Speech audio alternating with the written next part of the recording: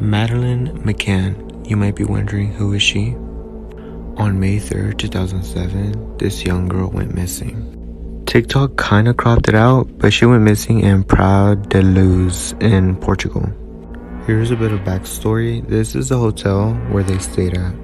This right here is the room she stayed in. And this is the bar where her parents and her parents' friends would hang out every night. These are her parents and her two younger brothers. I'm trying to go as fast as I can. So the top right is the bar where her parents and her parents' friends were at. And the bottom left was where Madeleine and her younger brothers were at. From 8 to like 10:30-ish, Madeleine's mom would go check up on them every 30 minutes to see if they're good. In one of the routine checks, her mom noticed that the porch door was open. Please follow for part 2 because you're going to be shook that this case is still unsolved. Have you ever heard of Tiffany Witten? Tiffany was 26 years old, living in Atlanta, Georgia when she disappeared. As a child, Tiffany was bright and lovely, but her mother would notice some issues pretty early on.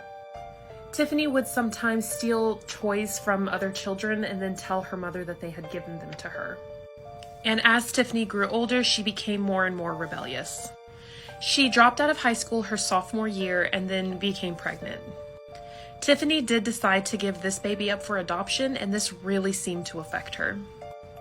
In 2008, she would become pregnant again, and this once again seemed to really affect her. She became addicted to Oxycontin, and she would often go to her local Walmart and shoplift. Then in March of 2011, she was arrested for a home invasion. She told police that she was just trying to get $60 back that had been stolen from her, but police believed that this was a drug deal and the person she had given the $60 to had never given her the drug she was looking for. Tiffany was arrested after this, and her mother started taking care of her daughter. Tiffany's mother was taking care of her youngest daughter, and she told Tiffany that she was not allowed to see her child until she got cleaned up. So after jail, Tiffany decided to enter a drug rehabilitation center, and she seemed to be doing a lot better. After getting out of the drug rehabilitation center, Tiffany started waiting tables at a local IHOP, and that's where she met this man, Ashley Cottle, and I might have said that wrong. Their relationship was tumultuous to say the least, and they started using drugs together, and this is when Tiffany started using pretty heavy drugs. Then on September 12th of 2013, Ashley and Tiffany decided to go to Walmart and go shopping pretty early in the morning. Looking at CCTV footage, you can see that Tiffany was intoxicated. She would pull things off the shelf and then put them right back. It was very strange. Then it seemed like Tiffany and Ashley got into a fight or an argument of some kind, and Tiffany started walking towards the door. The people watching the CCTV footage thought that she might be shoplifting, so they stopped her.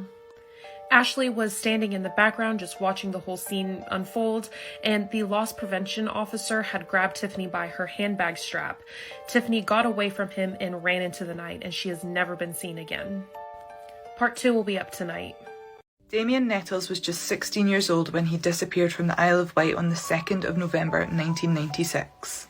The Isle of Wight is situated just off the south coast of England, and it is accessible only by a half-hour ferry trip. Damien lived on the northernmost point of the island, which is a place called West Cowes. So despite only being 16 years old, Damien was often mistaken for being a lot older because he was actually 6'4" in height, which is really, really tall. Damien was really musical. He played both guitar and trombone growing up, and living right by the coast, he had ample opportunity to engage in water sports, and he particularly liked windsurfing, so he was a really, really strong swimmer. So on the night of the 2nd of November 1996, Damien left his family home at about 7 p.m. to go to a party, and he was wearing a black fleece, blue jeans, black boots, and he took a black camera with him as well. Damien's dad dropped him off at his friend Chris's house, and he, Chris, and Chris's brother Davey made their way to a house party that was in East Cowes. So remember, Damien lives in West Cowes. They had to take a tiny little ferry trip to get from West to East Cowes to attend this party.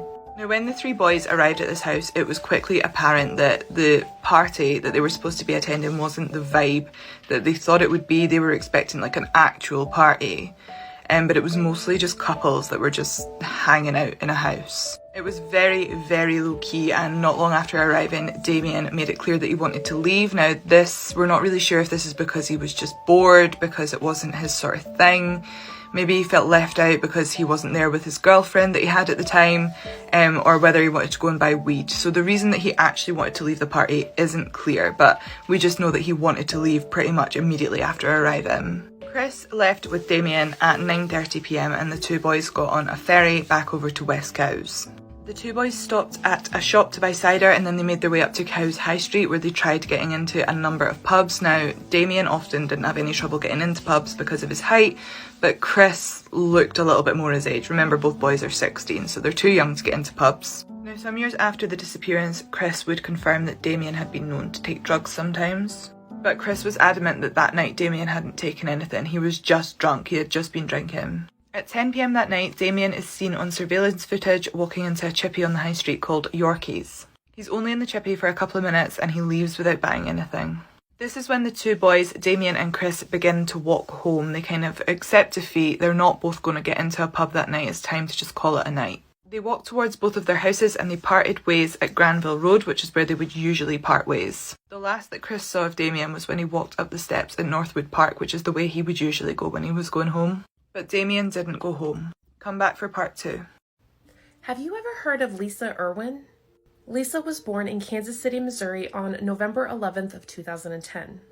Her parents were Jeremy Irwin and Deborah Bradley. Lisa was a sweet baby girl and she loved her two older brothers. On October 4th of 2011, Jeremy came home from work about 4 in the morning. When he arrived home, all of the doors were open and the lights were all on. When he went inside to check, baby Lisa was gone and he and Deborah started looking for her frantically before eventually calling police. Deborah was questioned about what happened and she said that she last checked on Lisa at about 10:30 p.m. the night before. The FBI quickly got involved and they started searching for a stranger who could have possibly entered the home and kidnapped Lisa. Jeremy had noticed 3 cell phones missing from the home and 2 witnesses came forward saying that they had seen a man on the streets with a baby that only had a diaper on about 2 in the morning. But investigators would soon narrow in on Deborah. During an initial search, a cadaver dog hit in Jeremy and Deborah's room. There may have been a body near their bed. Deborah also admitted to police that she wasn't sure when was the last time she had checked on Lisa because she had been drinking with a friend the night before. Deborah also failed a polygraph test, but she told police she had no idea why because she was not involved in her daughter's disappearance, she didn't know where she was, and she didn't know what had happened. Part 2 will be up tonight.